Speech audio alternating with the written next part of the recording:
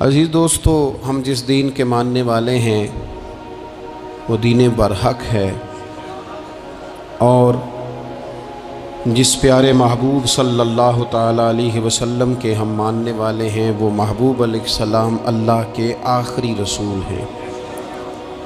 نبی اکرم صلی اللہ تعالیٰ علیہ وسلم کامل، اکمل اور مکمل دین لے کر تشریف لائے۔ اب یہ دین اسلام ایسا مضبوط، ایسا مستحکم دستور حیات ہے کہ قیامت تک اسی دین کا سکہ چلے گا۔ وقتی طور پر جو حالات امت پر اس وقت گزر رہے ہیں اس میں امت محکوم نظر آتی ہے، کمزور نظر آتی ہے، اور ہم دیکھتے ہیں کہ غیروں کا رعب بھی ہمارے حکمرانوں کے چہروں اور ان کے لہجوں پر نظر آتا ہے۔ جو قومیں کسی کا رعب اختیار کرتی ہیں، کسی شخص کو اس طرح کا بڑا جانتی ہیں کہ احساس کمتری کا شکار ہو جاتی ہیں، وہ اپنی آنے والی نسلوں کو کبھی مضبوط نہیں کر پاتی۔ ہمارے مزاجوں میں اور ہمارے روزمرہ کے معاملات میں کچھ چیزیں اس طرح کی رکھ دی گئی ہیں کہ لوگ احساس کے نیچے دبتے چلے جا رہے ہیں۔ برادریزم ایک بہت بڑا ایشو رہا ہمارے ہاں۔ میں بڑی درد کے ساتھ یہ بات عرض کیا کرتا ہوں کہ زیادہ گناہ اور زیادہ جرم اس بندے کا نہیں جو اپنی برادری کو بڑا سمجھتا ہے، بلکہ زیادہ مجرم وہ ہے جو اپنی برادری کو چھوٹا سمجھتا ہے۔ اس نے کیوں اپنے اندر احساس کمزوری پیدا کیا؟ اس کو کیوں ضرورت پیش آئی یہ کہنے کی کہ میں کسی کمزور قبیلے سے تعلق رکھتا ہوں؟ اسے کھل کے کہنا چاہیے تھا کہ میں بھی جناب آدم کا بیٹا ہوں۔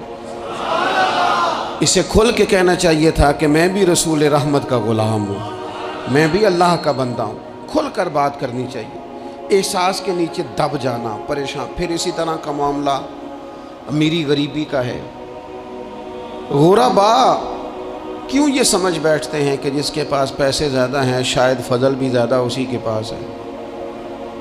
کیوں اس احساس سے باہر نہیں آتے؟ اگر دولت بہت اعلیٰ ہوتی نا اور بڑی ہی قیمتی ہوتی تو سب سے زیادہ سیدہ فاطمہ زہرا کے گھر میں ہوتی، سب سے زیادہ تجوریاں سیدہ عائشہ صدیقہ کے پاس ہوتی، لیکن یہ زیادہ قیمتی نہیں تھی، اس لیے دروازہ رسول پہ بھی نہیں تھی۔ تو اسی طرح کا معاملہ کچھ لوگوں کا ہے۔ میں نے اپنی زندگی میں یہ دیکھا ہے کہ مذہبی ماحول سے وابستہ لوگ کئی دفعہ بڑے پریشان ہو جاتے ہیں کہ میں تو مولوی صاحب ہوں، اور محلے کا مولوی بنا کے جب کسی کو رکھا جاتا ہے تو بیچارہ ویسے بھی پریشان ہو جاتا ہے۔ اس کی ذمہ داری ہوتی ہے کہ تو نے وقت پہ جنازہ پڑھانا ہے، ٹائم پہ کل پہ آ جانا، 10ویں پہ وقت پہ پہنچنا، غیر حاضر نہ ہونا۔ کچھ جگہوں پہ یہ بھی رواج ہے کہ جناب آپ کو 7 دن اور 10 دن مسلسل بیٹھنا ہے اور پڑھائی کرنی ہے۔ وہ آہستہ آہستہ آہستہ آہستہ بچے احساس کا شکار، یعنی قرآن شریف پڑھنے والے بچے اور کتاب و سنت کی تعلیم حاصل کرنے والے بچے، لیکن انہیں یہ کہا جاتا ہے کہ چلو فلانی جگہ قرآن پاک پڑھنے چلتے، قرآن پڑھنے جا رہے ہیں۔ قرآن انقلاب کی کتاب ہے، قرآن بندے کو عروج دیتا ہے، لیکن ان بچوں کی ذہنی ساخت یہ بنائی جا رہی ہے کہ چلو قرآن پاک پڑھنے چلتے ہیں، وہاں بریانی ملے گی کھانے کو، گوشت ملے گا کھانے کو۔ شکایت ہے مجھے یا رب خدا بندان مکتب سے، سبق شاہی ہے بچوں کو دے رہے ہیں خاک بازی کا۔ اتنی چھوٹی جب آپ کسی کی سوچ بنا دیتے ہیں تو پھر وہ آپ کہیں کہ وہ انقلاب برپا کرے، وہ کوئی بڑا کارنامہ سر انجام دے، یہ ہوتا نہیں، ممکن نہیں ہوتا۔ جب آپ آہستہ آہستہ کر کے احساس کمزوری کے نیچے دبتے چلے جاتے ہیں، دبتے، حالات خراب ہو جاتے ہیں۔ ہمارے بزرگ ہمیں کہا کرتے تھے کہ مولوی ہونا کوئی تانا ہے، اور ہم نے حالات بدلتے دیکھے۔ ایک ٹائم ایسا تھا کہ مولوی ہونا لوگ تانا سمجھتے تھے، ہمیں بھی کہا مولوی صاحب ادھر آئیں۔ آپ کو دیانتداری سے کہتا ہوں ہم نے وہ دور بھی انجوائے کر کے گزارا ہے जे किसी एक बारी मौलवी आखे तो उन्होंने आखे यार कोई परेशानी वाली गल है, शुक्र है असी मौलवी हाँ, ये कोई परेशानी है, आप क्यों परेशान हो गए? मौलवी किसी ताने मैंने का नाम है। और फिर वो जो कल तक कह रहा था ना कि ओहो तुसी तो मौलवी बन गए हो, फिर हमने वो दौर भी देखा, उसने कहा यार 2 मिनट खड़ा हो तेरे साथ तस्वीर बनानी है, वो दौर भी देखा, ये दौर भी देखा। थोड़ा सा ना अपनी ज़िंदगी के अंदर खुददारी, इज़्ज़त नफ्स, वक़ार, इस्लाम उरूज देता है बंदे को। मुसलमान तेज़ी से दबते चले जाते हैं, दबते चले जाते हैं। मुल्क के शाम का बंदा आ गया हज़रत उमर को मिलने, उसने आते ही पूछा तुम्हारे बादशाह का महल कहाँ? उन्होंने कहा जी हमारे बादशाह का महल नहीं होता, हमारे यहाँ लोगों ने समझ लिया ना कि रोब शायद कपड़ों का होता है, रोब शायद गाड़ियों का होता है, बंगलों का होता है, बहुत बड़ी कोठी का रोब होता है। और नहीं भाई, रोब तो बंदे के किरदार का होता है, उसके अफकार का रोब होता है, रोब उसके ऊंचे ख्यालात का होता है। कहाँ है आपके बादशाह का महल? तो उन्होंने कहा महल शहल तो कोई नहीं, मस्जिद में होंगे अमीरुल मोमिनीन। बंदा कहता है मैं सोच में पड़ गया कि जिसके नाम से मेरा बादशाह कांपता है वो मस्जिद में होगा, गन मैन ही कोई नहीं, हटो बचो ही कोई नहीं, इधर उधर ही कोई नहीं, पहरेदार ही कोई नहीं। मस्जिद में जाके पूछा जनाब उमर, कहने लगे इधर ही थे। किधर हैं भाई हजरत? वो किधर हैं भाई? इधर ही थे। कहने लगा, मैं हैरान हो गया कि ये बादशाह की बात हो रही है। एक साहब कहने लगे वो खजूरों के बाग की तरफ जा रहे थे, कहते मैं खजूरों के बाग में गया तो एक बंदे से पूछा अमीरुल मोमिनीन, कहने लगा वो सामने की तरफ जा रहे थे, उधर गया।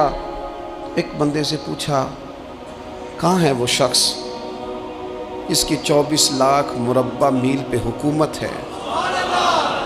कहाँ है वो शख्स जो मदीने में बैठ के नारा लगाता है तो कैसर और किसरा कांप जाते हैं?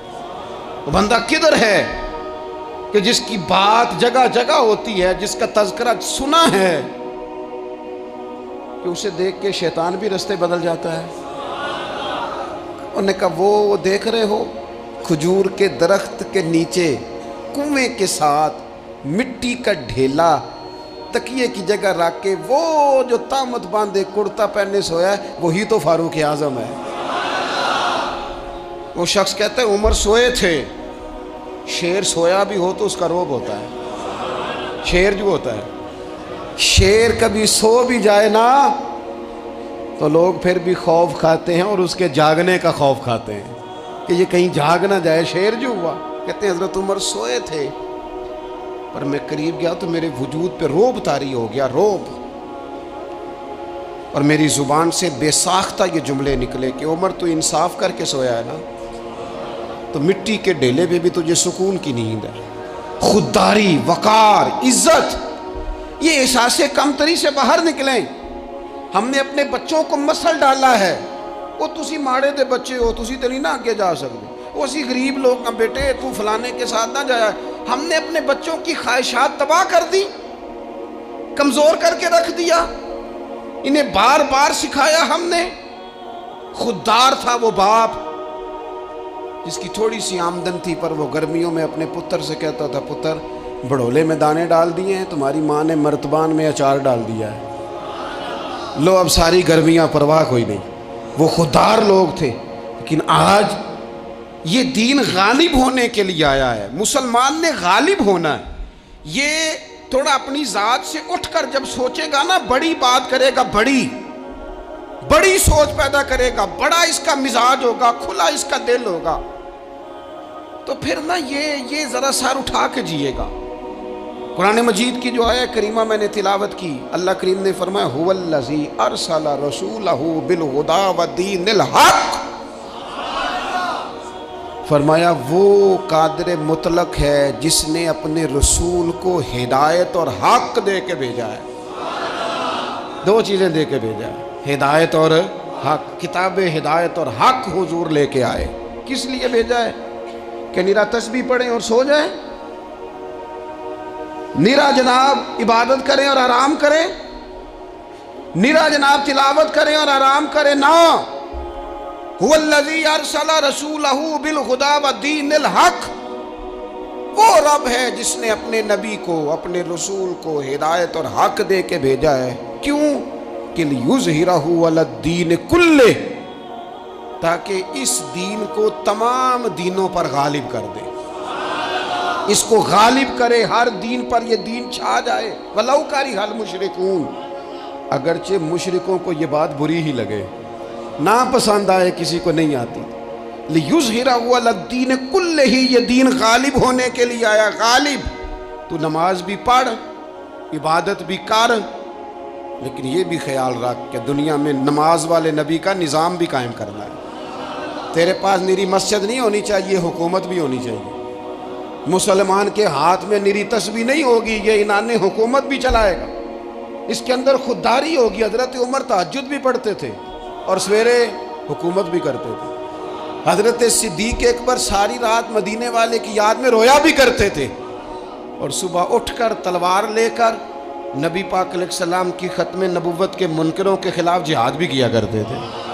جب تک اپنے مزاج میں وہ شوق نہیں پیدا ہوتا کہ دین کو غالب کرنا ہے، جد و جہد کرنی ہے، کوشش کرنی ہے، بڑا سوکھا ہے ہمارے لیے بھی، آرام سے نماز پڑھیں، نفل پڑھیں، عبادت کریں۔ اور ویسے بھی اسے لوگ زیادہ بڑا پیر سمجھتے ہیں جس کی تسبیح زیادہ لمبی ہو، وہ زیادہ بڑا پیر ہوتا ہے جس کی پگڑی ذرا زیادہ بڑی ہو، جبہ تگڑا پہنے، اجرے کے اندر رہے، باہر نہ نکلے، اور اندر جائیں 2 منٹ کے لیے حضرت کی زیارت کریں، باہر آ جائیں، بس چھٹی، وہ زیادہ پیری مریدی ہو جاتی ہے۔ پیر تو بولتا ہی نہیں۔ وہی ہے تیرے زمانے کا امام برحق، اقبال کہنے لگے وہی ہے تیرے زمانے کا امام برحق، جو تجھے حاضر و موجود سے بیزار کرے اور موت کی شکل میں دکھلا کے تجھے جلوہ یار، زندگی تیرے لیے اور بھی دشوار کرے، تو جو تیرا جینا مشکل کر دینا، وہ تیرے زمانے کا امام برحق ہے، تیرے لیے زندگی دشوار کر۔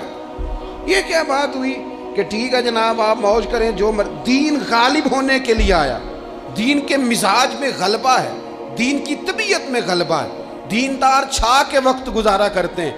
اللہ تعالیٰ نے اس دین کے اندر وہ قرار دیا ہے، وہ وسعت دی ہے، وہ درد دیا ہے، وہ ذوق دیا ہے۔ اپنے اندر سے وہ بت توڑ ڈالیں جو بت مایوسی پھیلاتے ہیں، ان جگہوں سے نکل آئیں جہاں انسان کمزور پڑتا ہے۔ اٹھ باندھ کمر کیوں ڈرتا ہے، پھر دیکھ خدا کیا کرتا ہے۔ آگے کی طرف دیکھیں، آگے کی طرف دیکھیں۔ میرے نبی اکرم صلی اللہ تعالیٰ علیہ وسلم نے فرمایا حالات جتنے بھی خراب آ جائیں، ماحول جتنا بھی بگڑ جائے، امت پر دشواری جتنی بھی آئے، حضور علیہ السلام نے فرمایا ہے یہ دین اسلام ہے، یہ مسلم کے لفظ ہیں، حضور فرماتے ہیں یہ دین ہمیشہ قائم رہے گا۔ اور فرمایا ایک جماعت ہوگی پوری میری امت کی جو دین اسلام کے دفاع میں کام کرتی رہے گی، جد و جہد کرتی رہے گی، کوشش کرتی رہے گی، ہمت کرتی رہے گی۔ میرے عزیز حضور نے فرمایا ہمیشہ یہ دین قائم رہے گا، اور ایک جماعت ہمیشہ اس دین کے لیے کام کرتی رہے گی۔ اور میرے نبی پاک علیہ السلام نے فرمایا 100 سال کے بعد تو اللہ ضرور اس امت میں ایک ایسا شخص پیدا کرے گا، یہ ابن ماجہ میں حدیث موجود ہے، جو اس دین کی نئے سرے سے تجدید کر دے گا۔ وہ لوگ آتے رہے، جب حالات بڑے بگڑے تو حضرت عمر بن عبدالعزیز آ گئے، حالات کا رخ بدل کے رکھ دیا۔ پھر معاملات بڑے بگڑے تو امام شافعی جیسے لوگ آ گئے، غوث اعظم جیلانی جیسے لوگ آ گئے۔ حالات بڑے بگڑے تو شیخ عبدالحق محدث دہلوی جیسے لوگ آ گئے۔ ہندوستان میں جب ماحول بڑا کٹھن ہوا تو اعلیٰ حضرت فاضل بریلوی جیسے لوگ آ گئے۔ ہر صدی کے سرے پر اللہ تعالیٰ ایک مجدد بھیجے گا، حضور کا وہ غلام دین کو نئے سرے سے تازہ کرے۔ دین کے چمن میں ہمیشہ بہار رہے گی، ہمیشہ نورانیت رہے گی، ہمیشہ نور علی نور رہے گا۔ یہ کام صرف کرنے کا کام کیا ہے، یہ دین تو پھلے گا پھولے گا۔ جو آگے بڑھ کے خدمت میں حصہ ڈال لے گا نا، وہ اپنا نفع کرے گا۔ یہ قرآن پاک ہے، یا ایھا الذین آمنوا ان تنصروا اللہ ینصرکم ویثبت اقدامکم۔ اللہ فرماتے ہیں اے لوگو، اگر تم اللہ کے دین کی مدد کرو گے نا تو اللہ تمہاری مدد کرے گا، ویثبت اقدامکم، اور تمہارے قدم جما دے گا، تمہیں استقامت دے۔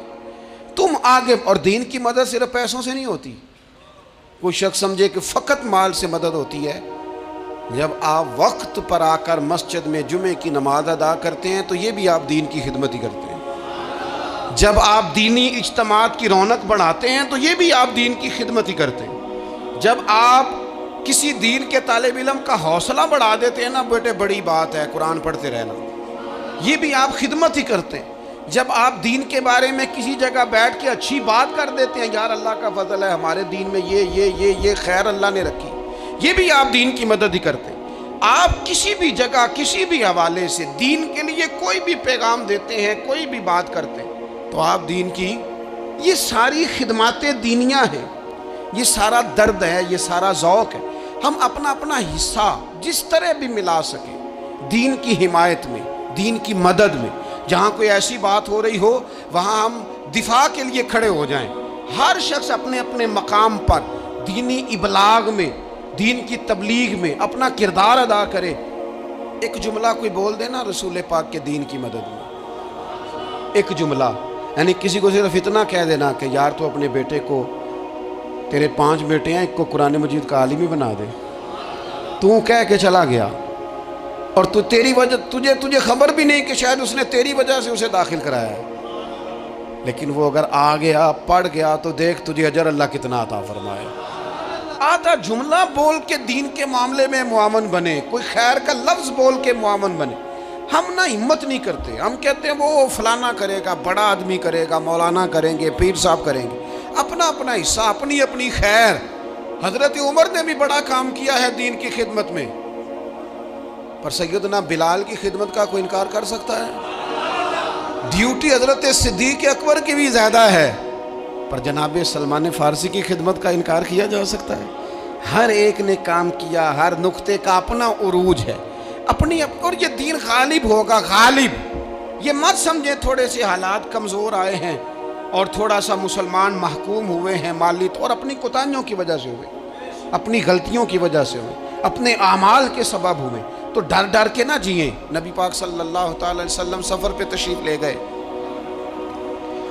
حضور علیہ السلام کی عادت کریمہ تھی جب سفر پہ جاتے تھے تو سب سے آخر میں ساری تیاری کر کے سامان سمیٹ کے سب سے آخر میں سیدہ فاطمہ الزہرا سے ملتے، پھر سفر شروع ہوتا، اور جب حضور واپس آتے تو سب سے پہلے سیدہ فاطمہ سے ملتے رضی اللہ تعالیٰ۔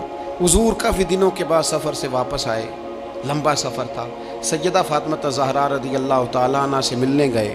نبی پاک صلی اللہ تعالیٰ علیہ وسلم کا چہرہ نور دیکھ کے تو سیدہ فاطمہ تڑپ کے روئی، رو پڑی۔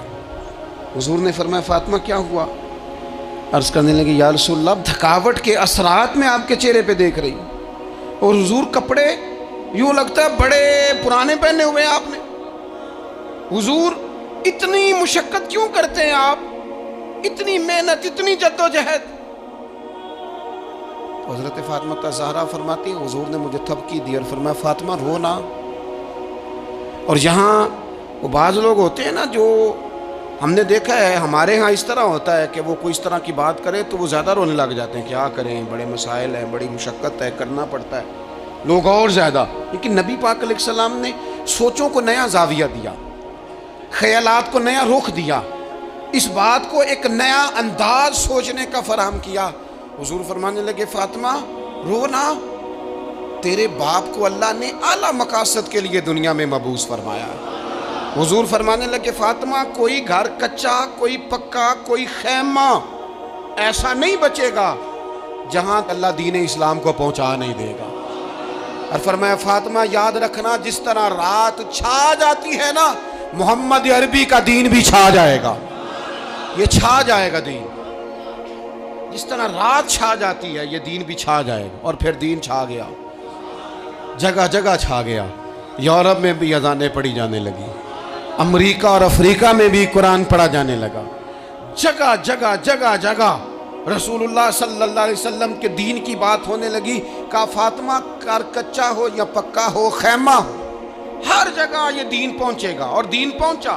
دوستو کمزوری وقتی طور پر ہے، حالات وقتی طور پر ہیں، مسلمانوں نہ گھبراؤ، خدا کی شان باقی ہے۔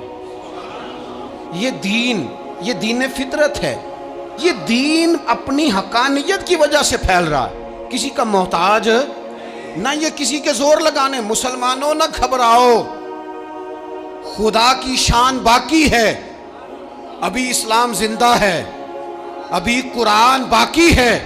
یہ کافر کیا سمجھتے ہیں جو ہم سے روز الجھتے ہیں؟ ابھی تو کربلا کا آخری میدان باقی ہے، ابھی تو آخری میدان لگے گا میدان کربلا میں، اور فکر حسینی کے علم بردار میدان میں نکلیں گے، یزیدی سوچوں سے ٹکرائیں گے، اور بڑے سینے تیار ہیں جو اس کے لیے پوری جد و جہد کریں گے۔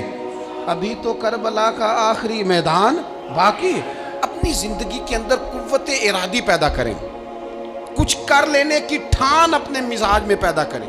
کمزوری آ جاتی۔ عدی بن حاتم جو تھے نا، یہ حاتم تائی کے بیٹے تھے، بادشاہ کا بیٹا تھا، زمانہ بڑا دیکھا تھا، بڑے بڑے وزیروں مشیروں، ساری زندگی اعلیٰ سطحی وفود سے ملاقات ہوئی۔ عدی حضور کی بارگاہ میں آئے، مسند امام احمد بن حنبل میں موجود۔ تو اسلام پر ابھی غربت کا دور تھا، چند لوگ مسلمان ہوئے تھے۔ نبی پاک علیہ السلام نے فرمایا عدی کلمہ پڑھ لو۔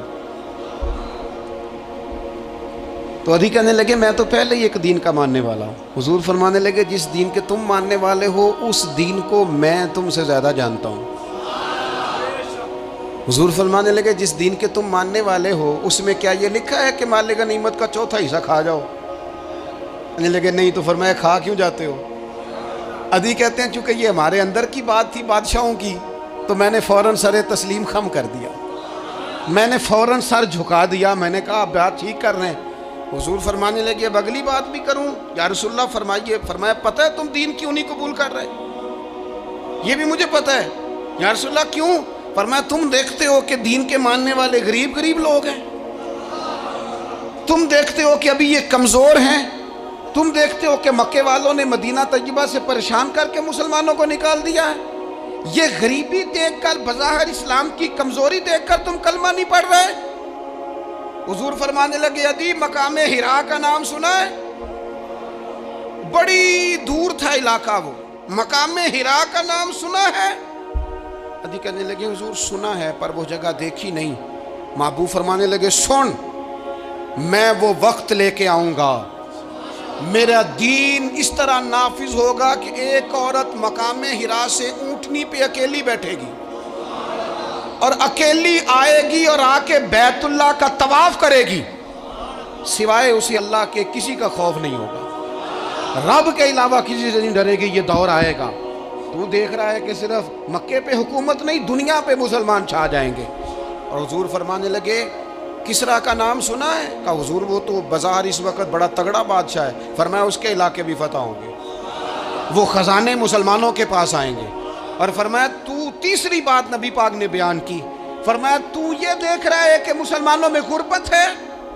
فرمایا عدی ایک وقت آئے گا لوگ دینے کے لیے نکلیں گے پر انہیں لینے والا کوئی نہیں ملے گا۔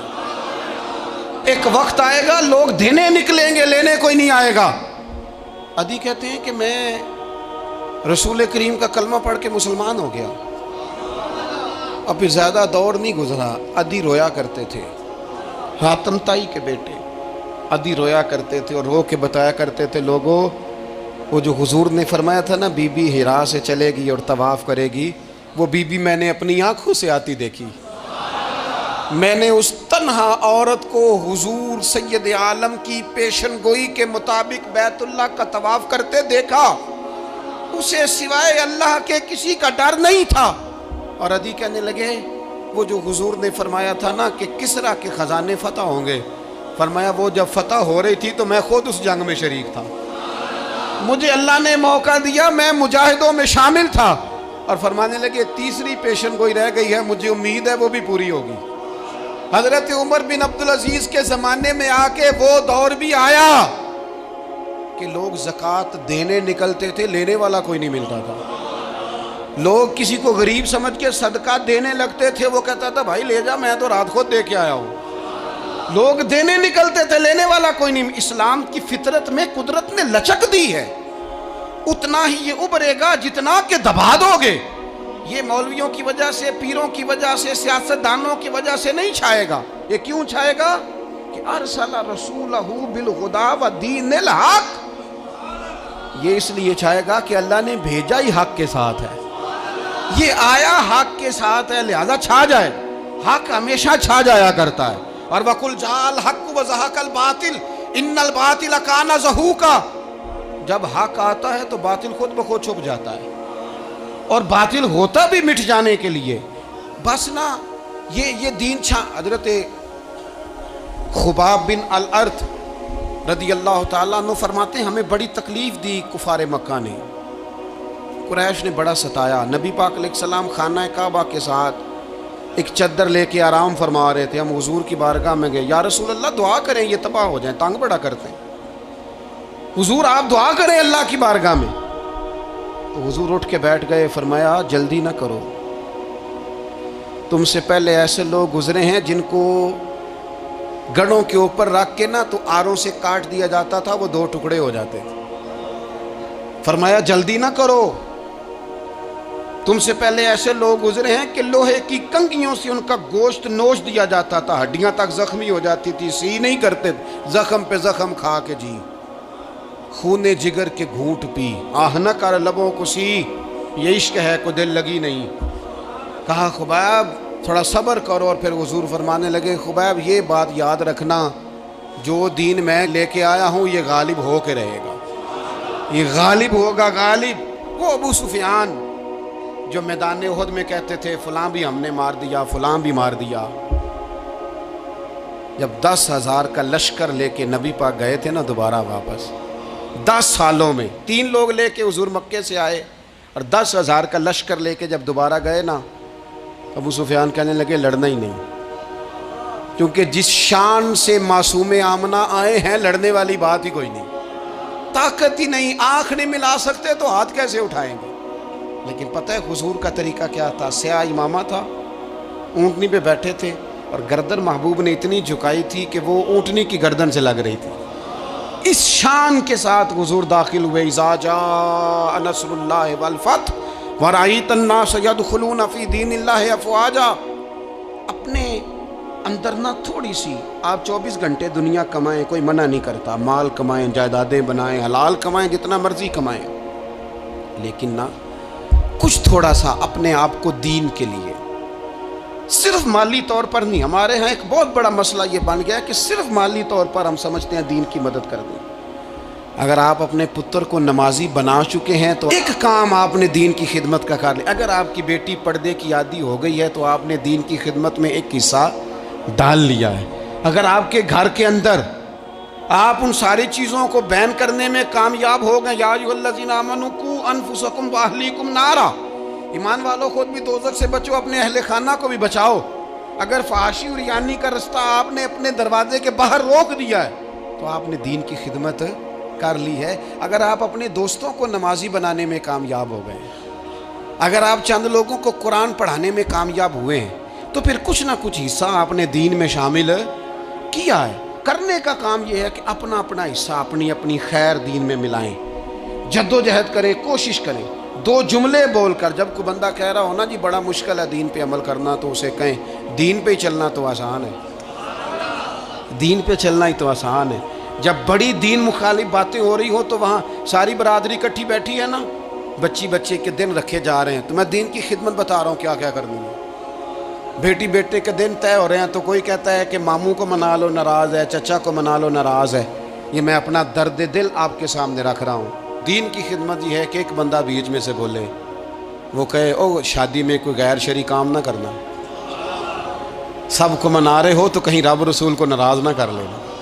یہ تیری دین کے لیے خدمت ہو جائے گی، یہ تیری دین کے لیے خدمت ہو جائے گی۔ وہ جس شخص نے جاتے جاتے رستے میں کہا تھا نا حضرت عبداللہ مزنی کو کہ میں ایک مدینے میں چاند چڑھا دیکھ کے آیا ہوں کہ جس کے قریب سے جو گزرتا ہے اسے بھی نور ملتا ہے، تو اس کی ایک بات گھر کر گئی، جناب عبداللہ مزنی مدینے والے کے عاشق ہو گئے۔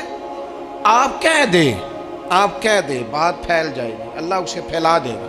اپنے مقام پر بیٹھ کر اپنے میں فیکٹری کے مالک سے کہا کرتا ہوں کہ تو نہ مسجد ضرور بنا چھوٹی سی، دفتر والوں سے کہا کرتا ہوں کہ یہاں نا نماز باجماعت کا بندوبست ضرور کراؤ۔ میں کہتا ہوں یہ سارے دین کے کام ہیں۔ آپ اپنے حلقہ اثر میں کہیں یہاں نماز باجماعت ہوگی، یہاں سویرے آتے ہی پہلے تلاوت ہوگی، یہاں پہلے قصیدہ بردہ شریف، آپ کوئی خیر کے کام میں اپنا حصہ ڈالتے رہیں۔ انشاءاللہ یہیں سے چنگاریاں بنیں گی، یہیں سے انقلاب برپا ہوگا۔ اور امام جعفر صادق کے قول پر اپنی بات سمیٹوں گا. کسی نے کہا تھا میں دین کی تبلیغ کرنا چاہتا ہوں، تو فرمانے لگے سوکھا حال ہے، تو دین پہ عمل کرنا شروع کر دے. دین کی تبلیغ ہونی شروع ہو گئی، عمل کر.